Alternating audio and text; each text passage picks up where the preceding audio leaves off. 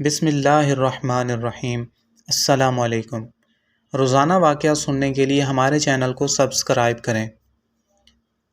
لوک داستانیں دنیا کی تاریخ کا ہمیشہ سے ایک اہم حصہ رہی ہیں۔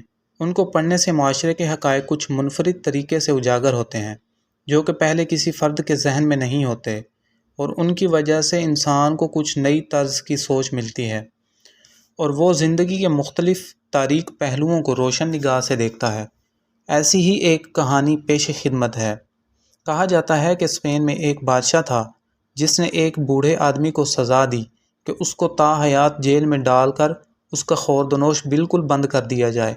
چنانچہ اس کو ڈال دیا گیا اور اس کا خوردنوش بھی بند کر دیا گیا۔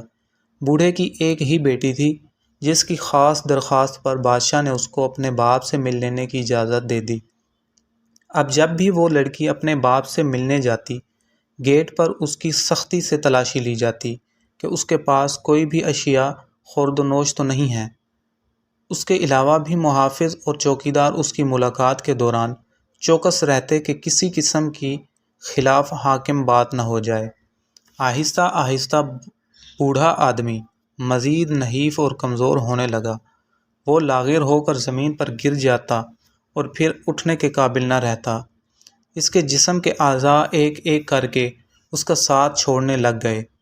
بیٹی دن بدن باپ کو گرتا جاتا دیکھ کر بہت پریشان اور آزردہ خاطر رہنے لگی۔ اس کو اپنے باپ کی صحت کی فکر کھائے جاتی تھی۔ وہ اس کے لیے کچھ کرنا چاہتی تھی، مگر اتنی بے بس تھی کہ کچھ بھی نہیں کر سکتی تھی۔ جب بھی لاغر نحیف باپ زمین پر گھسیٹتا ہوا اس کے قریب آتا، وہ آہیں بھرتی اور رونے لگ جاتی۔ ایک دن لڑکی معمول کے مطابق تیار ہوئی اور اپنی شیر خوار بچی کو گود میں لے کر گھر سے نکلی۔ سارے راستے باپ کی موت کے خوف نے اس کو گھیرے رکھا۔ بالآخر جیل پہنچی، دروازے پر پہنچی اور اپنی چیکنگ کروانے کے بعد اندر گئی اور باپ سے ملاقات کی۔ باپ تو ایسے جیسے آخری دموں پہ تھا۔ اس کی آنکھیں اشک بار ہو گئیں۔ کچھ بھی سوچے بغیر اپنی چھاتی کو باپ کے منہ سے لگا دیا۔ حرام سوچا نہ حلال، گناہ سمجھا نہ نیکی، دن دیکھا نہ رات، سب باتوں سے بے نیاز ہو کر اور بے خوف و خطر ہو کر اس نے یہ انوکھا کام کر ڈالا۔ اپنی شیر خوار بچی کا بھی حق آڑے آنے دیا۔ دربانوں کے خوف سے بس نظر پیچھے رکھی اور اپنا کام جلدی جلدی مکمل کیا اور گھر کو چل دی۔ دربانوں اور اس محافظوں کو اس بات کی حیرت تھی کہ وہ بوڑھا کس طرح جابر ہو رہا ہے۔ آخر ایک دن ایک دربان نے چپکے سے یہ منظر اپنی آنکھوں سے دیکھ لیا۔ پھر کیا تھا، یہ بات بادشاہ سمیت پورے شہر میں جنگل کی آگ کی طرح پھیل گئی۔ شہر کے علماء نے لڑکی پر بدکاری کے فتوے لگا دیے اور عوام نے بہت تھو تھو کی۔ اس لڑکی پر شرفا کے مطابق وہ ایک فاحشہ عورت تھی۔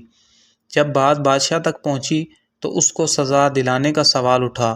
بادشاہ نے لڑکی کو بلایا اور اس سے کچھ سوالات کیے۔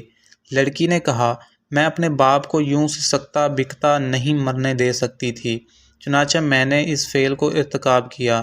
اب بادشاہ اسے جو چاہے سزا دے سکتے ہیں، وہ اسے قبول کرے گی، مگر باپ کا یوں مرنا دیکھنا اس کو گوارا نہیں۔ بادشاہ اس لڑکی کی اپنے باپ سے بے پناہ محبت کو دیکھ کر بہت متاثر ہوا اور اس کو انعام و کرام دے کر اس کے باپ کو آزاد کر دیا۔ لڑکی کا گناہ جو انسانوں کی نظر میں ایک بہت بڑا گناہ تھا، خدا کے ہاں قبولیت کے درجے پر پہنچ کے عبادت کے برابر رتبہ اختیار کر گیا۔